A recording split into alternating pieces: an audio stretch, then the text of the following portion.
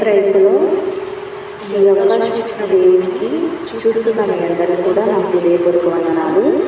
నేనేం చెప్పదలుచుకున్నానంటే, చాలామంది క్రైస్తవులు కానీ లేకపోతే వేరే వారు కానీ దేవుని అవహేళన చేస్తూ ఉంటారు. అంటే అందరుగా ఫార్మాలిటీ కొద్ది చర్చికి వెళ్ళాలి, చర్చిలో ఆదివారం పూట ఇది కనిపించాలి, లేకపోతే పండగలప్పుడు వెళ్ళాలి, అనేకమైన రకమైన విధంగా చర్చిలో కనపడాలని ఆశపడతారు. కానీ హృదయపూర్వకంగా మాత్రం దేవుడు తెలుసుకోరు.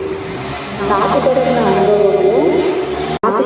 అనుభవంలో బైబిల్ గ్రంథంలో ఆదికాండం దగ్గర నుంచి ప్రకటన గ్రంథం వరకు చాలా క్లుప్తంగా అనేకమైన విధములుగా దేవుడు ఎవరికి ఎలాంటి ప్రతిఫలం ఇవ్వాలి, ఎవరికి ఎలాంటి ప్రతిఫలం ఇవ్వకూడదు, ఎలాంటి వారికి ఎలాంటి పనులు చేయాలి అనే నిమిత్తాన దేవుడు ఎంతో వాళ్ళతో సహవాసం చేసి దేవునితో సహవాసం చేసి దేవుని వెనకాల వెంబడించిన వారు ఈ బైబిల్ అనేది రాయబడడం జరిగింది.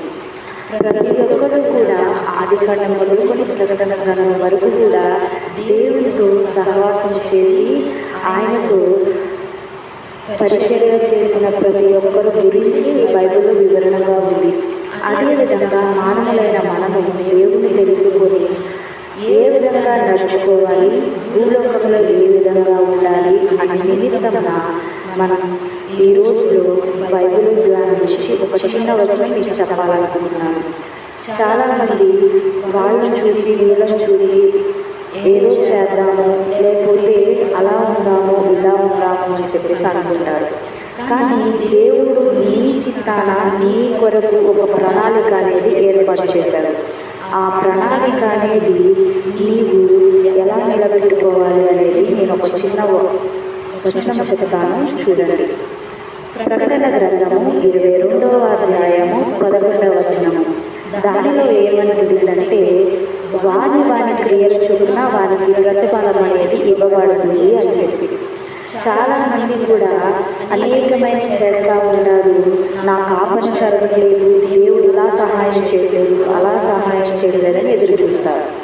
అలా ఎదురు చూసే బదులు నీలో ఏమి లోపాలు ఉన్నాయి, దేవుని దగ్గర ఏమి నువ్వు రహస్యంగా దాచి దేవుని దగ్గర నువ్వు ఏదైతే అన్యాయంగా లేకపోతే నీ మనస్ఫూర్తిగా దేవుని దగ్గర ఎందుకు ప్రార్థన చేసి అడగలేదని నీవే పరీక్షించుకో.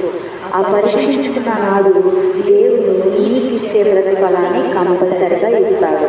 దేవుడు ఇచ్చిన